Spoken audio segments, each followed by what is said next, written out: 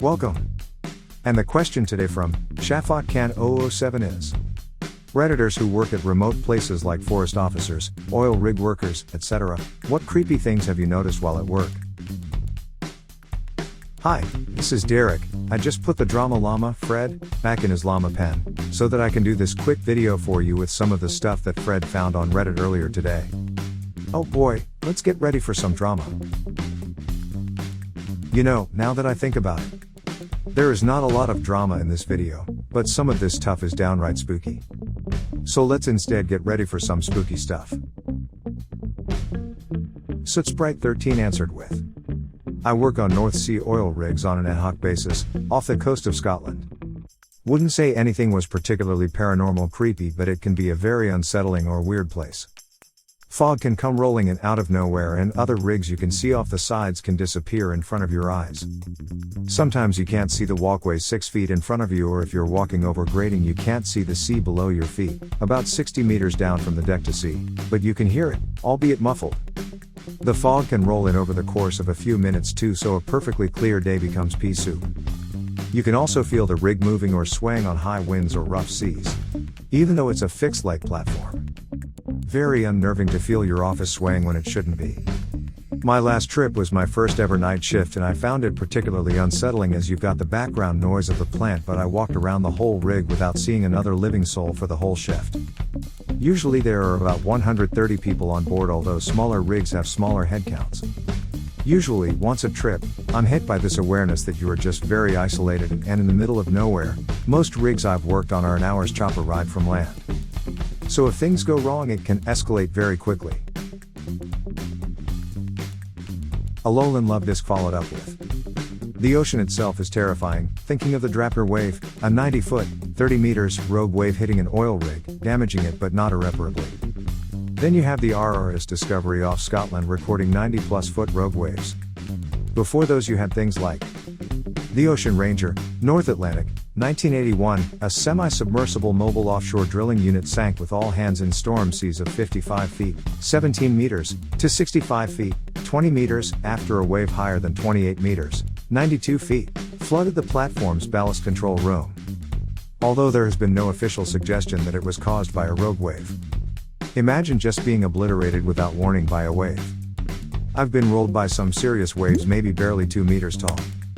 Water is so heavy I can't imagine much could withstand 30 meters worth of water hitting you at once. ONG Techie answered with: during college that was located away from major cities, the woods were all around us. That being said, there was a highly rated trail, the Loyalsock Trail, which was about an hour drive from the university. I invited a friend to come with me as he had never been on an extended backpacking trip. A 50-plus mile trail that we intended to backpack over the 4-day weekend. I am an Eagle Scout who has spent countless hours in the woods and went on backpacking trips consistently throughout my college experience. As many have said before me, you get used to the minor spooky things happening. Coyote howls, raccoons in the middle of the night, even the occasional unknown noise. The scariest thing to find in the woods, however, are people. We were about 20 miles into the trail, and, being Pennsylvania where the underbrush and trees line the trails pretty densely, I always walk about 100 meters off of the trail to reduce the chances of me disturbing people/people disturbing me, especially in the early morning when I choose to sleep in. Following that same strategy, my friend and I go out of our way to be in this amazing spot a good ways off of the trail where it would even be difficult to see our flashlights from the trail. This spot was on a peninsula where a creek met a river, meaning there was only one way into our camp and only one way out. We start a fire, cook our food, and drink some, but not enough to get either of us drunk. We put the fire out about midnight and head into our individual tents. All is quiet. It is the fall semester, so leaves are on the ground, the moon is brightly shining through the bare trees, and the air is cool. The only noise is the occasional time when I would hear my friend turn over in his sleep. Then, I hear the voices. The voices sounded very close for being on the trail 100 plus meters away. I check my watch, 3 a.m. Who hikes at 3 a.m.? We are 20 miles in. I slowly get out of my sleeping bag, slowly unzip my tent, only to see my friend peeking out of his tent in the exact same fashion. He quickly moves his finger over his mouth in an exaggerated hush signal, then used the same hand to frantically motion towards the way of the trail. Then we see them, 4 adults, 3 men and 1 woman, walking directly towards our camp. No lights illuminating their path, they are walking silently at this point. Only one of them has a backpack, an impossibility for the long hike. They were 1/3 of the way through. Being a long trip, you bring wood cutting supplies to chop branches into smaller branches to burn. For me, this was a survival knife. Grabbing the knife, believing it is my only way of defending myself, I am more disheveled than I ever have been, especially knowing that a knife is barely defense at all. These people walk into our site, sit down by our extinguished fire pit, and just sit there for what felt like an eternity. My friend speaks up and asks what they are doing at our campsite. Without answering the question, they ask if we have any food. Having packed as lightly as possible for the long trip, we had only a few extra Mountain House, MRE style meals. I grab one out of my bag and toss it to one of the men. In rapid succession, I ask why they aren't using a light, if they need help finding the trail, and why they are hiking so late. They respond with the following: "We don't use lights. We know where the trail is. It is better to hike late at night." Unnerved at this point, my friend asks them to leave. They respond by asking if we want to light the fire and hang out for a bit. No, we do not. They grab their bag, get up, and leave without speaking another word. We watch them leave and take shifts, making sure that they didn't come back. Needless to say, we both got very little sleep that night. When the sun rose the next morning, we finally got real sleep. By the afternoon, when we woke up, it all felt like a weird dream of sorts. The only evidence was a baseball cap that they must have dropped that I have to this day. I have never had something as weird or spooky as that happen in the woods and hope to never have it happen again. In the 8 years since that trip, I haven't been back to the Loyal Sock Trail. That Dave himself followed up with. Used to be a supervisor for a janitorial company, and a couple of times a week I had to go to a middle school and clean their hallway floors and gymnasium with a Zamboni type vehicle that mopped and scrubbed the floor. When I was there, I had the whole school to myself. I used to get finished quickly and go to the library and read while eating my dinner.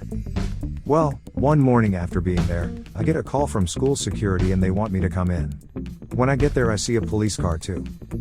Oh, I think. They asked me a few questions like, did you notice anything out of the ordinary or strange while you were here last night? No, I hadn't. Usually have headphones in. Security then shows me camera footage of someone breaking into one of the classrooms while I was riding the Zamboni not far away.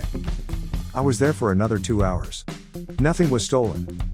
But the worst part was they didn't have footage of the person leaving, they didn't go out the way they came in, and police had to sweep the entire school. Never did find out what happened with that one. Kopi Zero Kosong chimed in with. When I was 15 years old, I was doing my 4 a.m. newspaper delivery round on bicycle. I was driving into the garden of this one subscriber where I saw 2 guys with flashlights looking through the windows of the house. I was a bit in shock and just said, "Good morning, guys." They were just as much in shock, and an awkward silence followed. I tried to break the silence by asking if I could pass them to deliver the newspaper through the door.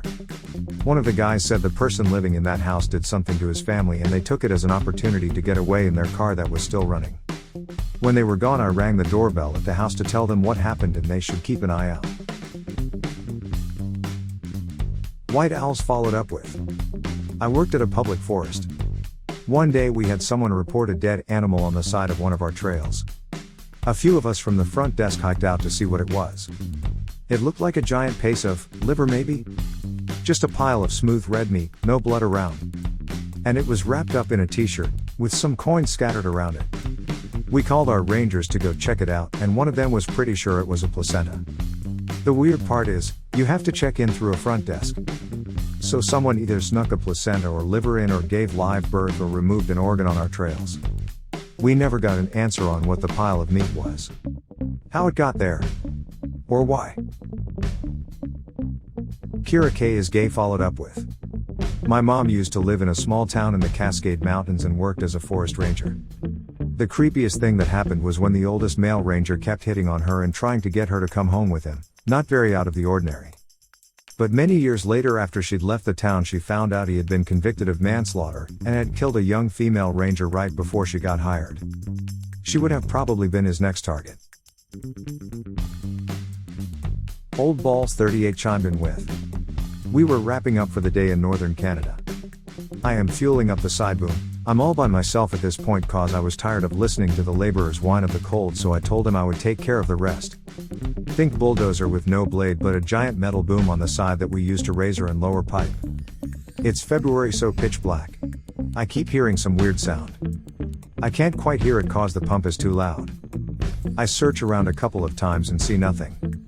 I get in the truck and take off, drive past the front of the side boom to see a cougar sitting on top of a dirt pile 15 feet away. The damn thing was just watching me there and probably could have ended me without me even realizing it. I've never seen a cougar in the wild before, and it's hard to understand just how big they are and how powerful until you see one up close. That thing leaped off the 6 feet pile and probably didn't touch the ground for 15 to 20 feet.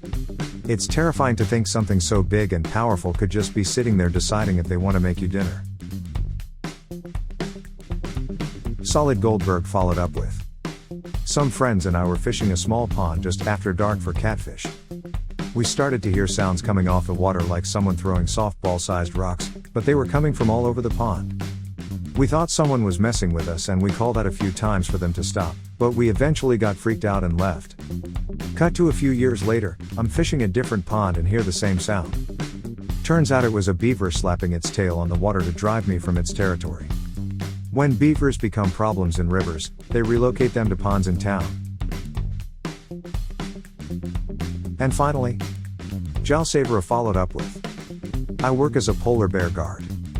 As in, I escort people across tundra and mountains and protect them from polar bears. I once saw a snowman totem with reindeer antlers coming out of his head. It was deformed, full of bullet holes and rather creepy.